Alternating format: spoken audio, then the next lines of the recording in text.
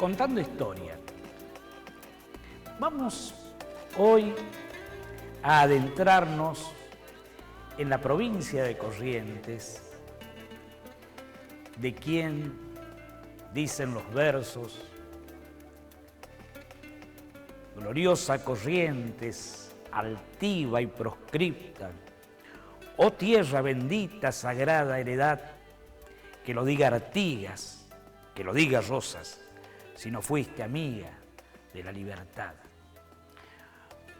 Quizá como ninguna, en el concierto de las viejas 14 provincias del país, ha levantado sus lanzas por la libertad. 5 ejércitos libertarios levantó Corrientes en el siglo XIX por defender su autonomía, por defender su comercio, su incipiente producción y su salida al estuario del Plata hacia el mar. Ha dejado huesos a lo largo y a lo ancho de lo que es la República Argentina y la América toda, sin ir tan lejos en la historia. El gran libertador de Sudamérica, don José Francisco de San Martín, nació en territorio de la actual provincia de Corrientes, a orillas del río Uruguay, en Nuestra Señora de los Reyes Magos de Yapeyú, misión jesuítica guaraní, allá por 1778. Pero también Corrientes tuvo entre sus hijos dilectos a Andresito Huacurarí o Huazurarí o Andresito Artigas, quien peleara con sus desmelenadas huestes guaraníticas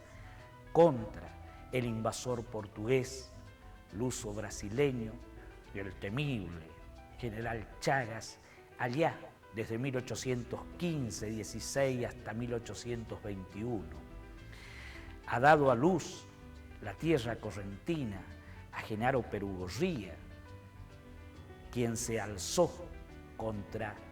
el protector de los pueblos libres, don José Gervasio de Artigas, a Genaro Berón de Astrada, quien en 1839 se batiera y fuera ultimado y desollado en la batalla de Pago Largo contra Echagüe para defender la libertad correntina. A la lid, correntinos, a la lid, gritaba don Genaro Berón de Astrada. Después llevó con Lavalle hasta Famaillá sus tropas corrientes, también con el manco José María Paz cordobés, que puso su espada al servicio del gran estadista correntino don Pedro Ferré, autor del proyecto del que después fue el Pacto Federal y que fuera el primer adalid del proteccionismo comercial en el Río de la Plata. Corrientes también dio a Juan Pujol, ese notable estadista que secundara a Justo José de Urquiza en y hacia la constitucionalización del país en 1853. Corrientes, ubicada estratégicamente en la geografía del planeta, a orillas de los grandes cauces del río Paraná y del río Uruguay. 3 fronteras lindan con países tan grandes como el Brasil, tan impenetrables como el Paraguay y tan suave y ondulado como el Uruguay, con provincias argentinas tan disímiles, tan impenetrables como el Chaco, tan comercial y caudal como Santa Fe. Corrientes al norte, noreste, con la provincia verde de Misiones. Podemos decir que es una provincia halagada por la naturaleza, porque a esos grandes ríos la circundan también innumerables arroyos, el Chirimay, el Mocoretá, el Guayquiraró, el río Miriñay, el río Corrientes, el río Guapey, y en el medio esa vertiente de agua natural que es remanso de la naturaleza, la laguna y los esteros del Iberá, el agua que brilla. Corrientes, con esa particularidad geográfica, su historia se vio enmarañada desde dos corrientes distintas que la fueron perfilando en sus dos grandes cauces fluviales. Desde 1588, en que se fundara la ciudad de Vera, de las 7 corrientes, después San Juan de Vera, de las 7 corrientes, hoy ciudad capital de esta su provincia homónima, que fue perfilándose hacia el sur, siguiendo el cauce del río Paraná y adentrándose poco a poco hacia el centro este de la provincia. Y por la costa del río Uruguay, la gran migración guaranítica que fue conquistada, colonizada, adentrada por los misioneros jesuíticos desde el año 1610, 1615, 1627, que dieron una fisonomía particular a Yapeyú, La Cruz, Santo Tomé, que dieran una fisonomía, reitero, tan particular, tan dinámica y tan distinta. Y en el medio, el impenetrable caudal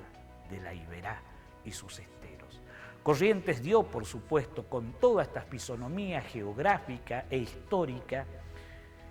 nacimiento a una estirpe de valientes, de aguerridos, gauchos, el gauderío, mezcla del correntino con el guaraní, con el español, que dio esa forma peculiar que, reitero, no solamente dio soldados a la patria, después dio maestros a todo el territorio argentino. Los maestros correntinos fueron al Chaco, fueron a Misiones, fueron al sur hasta la lejana Patagonia, desde la Escuela Normal José Manuel Estrada, llevando las luces de la educación pública de fines del siglo XIX a los confines más distintos de la patria. Corrientes también dio una serie de gauchillos o gauchos alzados, camperos, que, frutos del devocionario popular, le dan a esta provincia un folclore rico y único. Desde ya, el más característico de estos es el gaucho Antonio Gil o José Mamerto Gil Núñez, o Gil Núñez, o Antonio Gil Núñez, de acuerdo a distintas fuentes que encuentran en el gaucho Gil diversos nombres de procedencia. Oriundo de la zona del Payubre, lo que es el centro de la provincia de Corrientes, cercana a la localidad de Mercedes, capital provincial del arroz de la provincia de Corrientes, este gaucho dicen que vivió allá por entre los años 1840 y 1870. Hay diversas manifestaciones acerca de su prestancia, de su presencia. Unos lo dibujan barbado, con bigotes y pelo largo al estilo del gaucho correntino, y otros lampiño por su ascendencia probable guaranítica. Es de recordar que los indios guaraníes carecían de barba y de bigote. Entonces, este gaucho Antonio Gil, dicen que preso injustamente por una partida policial, fue degollado por un indio que participaba de la misma, cabeza abajo, y que antes de morir dijo a uno de los jefes de la partida que al volver a su casa su hija estaría enferma, que le pusiera una cruz y esto le devolvería la lozanía y la salud. Dicen que esto ocurrió y que este oficial de policía, que matara degollando injustamente a Antonio Gil, cumplió la promesa poniéndole una cruz de Urunday, donde actualmente se erigió una ermita que hoy ya es un santuario visitado por 150.000 fieles al año, que vienen de todas las latitudes del país de América, y dicen que ya hasta en Francia se suelen ver manifestaciones del culto a Antonio Gil. Lo cierto es que a lo largo y a lo ancho del país, a la entrada y a la salida de todos los pueblos más recónditos, desde La Quiaca hasta Ushuaia, pueden verse oratorios, pequeños santuarios del gaucho Gil que por todo el territorio patrio se explayan. Placas, vestidos de novia, gorros militares, botellas y lógicamente las banderas y velas coloradas que dicen que eran el color de este, aunque la camisa del mismo lo presenta celeste, porque si hay forma en la cual se manifestó violentamente la política caudillesca en la provincia de Corrientes fue a través de los colores. Como dijo el poeta, poncho celeste y vincha punzó, los enemigos siempre serán y dos calandrias te cantarán en el milagro de nuestro amor. El poncho celeste, la vincha punzó caracterizaron a la política correntina allá en el difícil siglo XIX. Pero a lo largo del fin del mismo y comienzos del siglo XX fueron apareciendo diversas figuras de estos gauchillos alzados, gauchillos que fueron levantándose contra el imperio de la ley, que poco a poco les acotaba su terreno a través del alambrado, a través de los jueces de paz, a través de los difíciles policías llamados de campaña, que los iban hostigando y los iban obligando a dejar la vida campestre, sin alambrados, sin fronteras, para pasar a ser peones o peones de estancia, de ser gauchos libres que seguían a sus caudillos tras las tacuaras de las banderas por lo ancho y lo largo de todo el territorio patrio. El gaucho fue mermando su territorio hasta pasar a ser considerado el peón o el gaucho de dentro del alambrado, dentro de la estancia, dentro del gran latifundio en que fue convertido el campo correntino, como de otras tantas provincias argentinas. Y así van figurando en la historia correntina diversos de estos gauchos alzados, campiriños, el gaucho Lega, que muriera hacia 1906, 1907, en la ciudad de Saladas, provincia de Corrientes, una localidad distante a no más de 110 kilómetros de la capital, que otrora fuera fruto de las grandes caballadas, yeguarizas y marrones de la época de las estancias jesuíticos guaraníes, dio prestancia a este gaucho alzado, que fue uno de los primeros por quien el devocionario popular correntino sintiera una muy telúrica y folclórica afición, levantándole allí una tumba en el mismo cementerio de Saladas, donde ofrendas florales, velas, banderas, anualmente en mayo, con largas procesiones, enaltecen las virtudes del famoso gaucho Lega, el gaucho legario, muerto hacia 1906-1907, y uno de sus secuaces,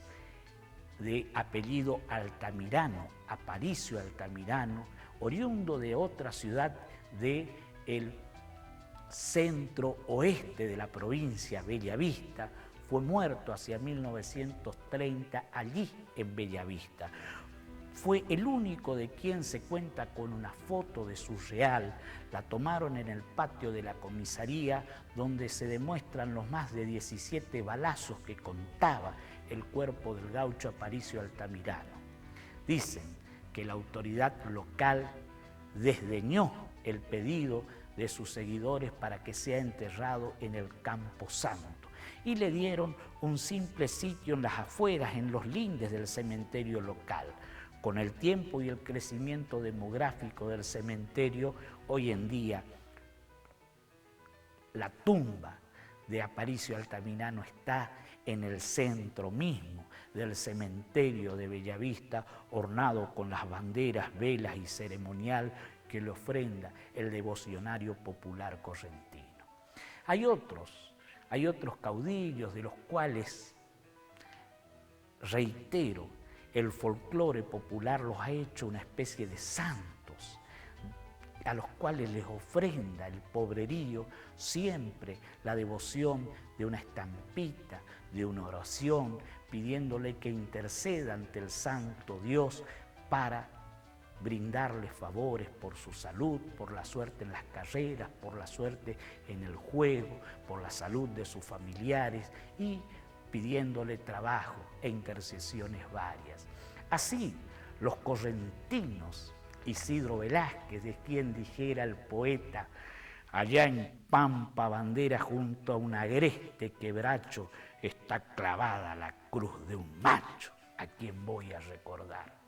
Isidro Velázquez, nacido en Burucuyá, localidad correntina, hacia 1924, debió emigrar como tantos hijos de la provincia por las difíciles razones económicas hacia la entonces poderosa provincia del Chaco, que con el oro blanco del algodón daba comida, daba esperanza de futuro a quienes llegaban como simples peones golondrinas a cosechar los copos del blanco algodón. Hacia allá fue Isidro Velázquez y después, como todos, por un trance, por un cruce difícil con la autoridad, de quien obviamente la ley era la encargada de velar por la seguridad y el orden, se hizo un gaucho matrero. Primero fue un hombre honrado, tuvo su familia, crió sus chivos, se dedicaba a la pequeña siembra, pero el cruce con la difícil autoridad lo llevó hacia la marginalidad de la ley. Isidro Velázquez, durante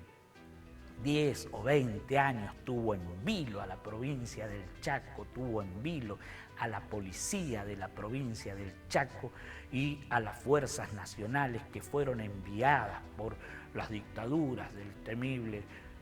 teniente general don Juan Carlos Onganía y sus secuaces para apagar esas luces de desencanto y desesperanza que producían las llamaradas de estos caudillos populares que aún osaban levantarse contra la autoridad. Acompañado por su hermano Claudio Velázquez y cometiendo una serie de fechorías, robos, secuestros extorsivos, diversos ataques a los poblados rurales en busca de suministros, de vicios y de riquezas para el mantenimiento de su difícil vida de bandolero rural, fueron perseguidos tenazmente hasta que hacia 1969 fueron ultimados. Claudio antes, después él en compañía de don Vicente Gauna en el llamado Puente de la Traición, en un camino de las afueras de Machagay en el centro de la provincia del Chaco. Ya el Fiat 125, en el cual fuera traicionado don Isidro Velázquez, había sido acribillado por las fuerzas nacionales que en cerco rodearon ese famoso puente. Vicente Gauna yacía en el piso del auto. Isidro Velázquez había tomado la espesura del monte y ya prohijado por las luces de la oscuridad prácticamente había salvado su vida cuando como buen correntino, creyéndose libre, emitió el famoso zapucay, el último zapucay que fuera cantado por el poeta y que delató su presencia y hizo que allí en el frondoso quebracho donde aún se venera su imagen y su memoria, fuera acribillado por el cerco policial y de las partidas nacionales. Imagínense ustedes la importancia que se le había dado a la persecución de estos bandoleros rurales, que el día en el cual fue ultimado Isidro Velázquez fue o es conmemorada históricamente el Día de la Policía de la provincia del Chaco. Pero no nos quedemos ahí. Difícil vida la de estos maleantes que fueron los últimos alaridos de la injusta sociedad que se iba tornando en base al abroquelamiento del viejo gaucho argentino. Segundo David Peralta, de apodo Mate Cocido, nacido en Tucumán hacia el año 1896. Me resultó curioso, pero en un libro publicado aquí en la ciudad de Corrientes, en la provincia de Corrientes, aparece como nacido en San Luis del Palmar, provincia de Corrientes, localidad cercana a la capital correntina. Es un dato curioso a tener en cuenta. Lo cierto es que hace más en agrandar el mito de este célebre bandolero rural, segundo David Peralta, tal uno o su nombre de pila, porque usó diversos nombres o seudónimos en sus largas andanzas. Cumplió el mito de Robin Hood. ¿Por qué razón? Porque no fue hallado. Con vida se perdió en la espesura del monte hacia el año 1942 sin que queden rastros de su posterior muerte o su posterior vida. Segundo David Peralta, asoló las zonas de Sespeña, Quitilipi, Machagay, todo lo que es el centro del Chaco. Estuvo en los burdeles ubicados en la ciudad de Corrientes, sobre el puerto, al cual se accedía a la balsa o al vapor para cruzar hasta Barranqueras y desde allí adentrarse al centro de la provincia del Chaco. Ese Chaco babélico que reunía la inmigración y que reunía los peones golondrinas venidos del Paraguay, de Formosa, de Santiago del Estero, de Salta y de Corrientes, para la cosecha del oro blanco del algodón. Vemos de segundo David Peralta ese largo, frondoso prontuario que muestra las andanzas de este bandolero rural. ¿De quién? No se sabe aún si el apodo de Mate Cocido provenía de una cicatriz que se perfilaba sobre su calva frente o del apelativo con el cual la madre en las afueras del Tucumán llamaba a sus hijos al mate cocido, a tomar esa infusión de yerba mate y agua caliente que con una galleta llena la panza de los changos, de los gurises, para seguir correteando y jugando en sus andanzas de niñez. Pero otro capítulo aparte merece en esta suerte de recorrido que estamos haciendo por los bandoleros rurales, por la geografía de la provincia de Corrientes, por sus zonas fronterizas, ese sincretismo que también se está alcanzando, que se alcanzó por esa ubicación tan geoestratégica que tiene la provincia. Vemos así que en una suerte de devocionario popular hay influencias guaraníticas desde ya, porque la gran nación guaraní era el pueblo con sus diversas subetnias que poblaban este territorio antes de la llegada del español. Desde ya está la gran influencia de la religión cristiana, posteriormente católica, desde su colonización proveniente del Paraguay hacia Corrientes desde 1588 y desde ya por la influencia jesuítica misionera por la llamada costa del Uruguay. Eso, sumado a la influencia de las diversas creencias, religiones, sectas afro-brasileñas que circundan la frontera del Brasil y del Uruguay, hacen que esta provincia tenga un sincretismo religioso muy particular y muy único en nuestro país. Así, podemos encontrar a lo largo y a lo ancho del territorio provincial el culto a diversos dioses, a diversos santos, a diversos santones, a diversos patronos que muestran y detentan, reitero, un sincretismo muy particular. Así tenemos la figura de San Baltasar, que dicen los historiadores que provino con los negros que venían escapados de las facendas o de las haciendas del Brasil. También con Artigas, quien pasara por esta zona hacia 1815-1816. Dicen que desde allí proviene el culto a San Baltasar, que en un barrio propio, muy típico, muy antiguo de la ciudad de Corrientes, el llamado barrio Cambacuá, ofrenda cada 6 de enero una fiesta popular a este San Baltasar, que no es un santo, que es un mago de aquellos que anunció la llegada del Señor Jesucristo allá en Jerusalén. Entonces, otra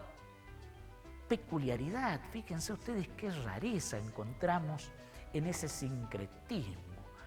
En las afueras de Goya, en lo que se llama la Campaña Goyana, hay hasta una capilla que se la conoce como la Capilla del Diablo, que figura en el circuito turístico goyano, que se dice que en su edificación tuvo en cuenta un famoso hacendado, tabacalero de apellido Tomasela, una difícil circunstancia vivida en alta mar viniendo de Europa, donde tuvo una serie de sueños diabólicos y ello se vio reflejado en la ornamentación dada a esta capilla, donde la Virgen cristiana ocupa un segundo lugar en los frisos de la misma. Otro raro miembro de este panteón de deidades de la zona es San la Muerte, que en amuletos daba supuestamente a los gauchillos alzados la falta o la incapacidad de ser llegados por las balas, por las lanzas, por las cuchilladas, tornándolo inmortales. Hay toda una leyenda al respecto que decían que había que sacarles la estatuilla de San la Muerte hecha con hueso humano o con el proyectil de una bala para poder darle una muerte digna. Tal el caso que dice que le ocurrió a Gaucho Gil y al Gaucho Lega. Seguiremos en Contando Historia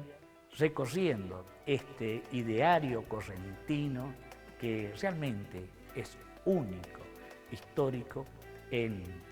nuestras Contando Historias.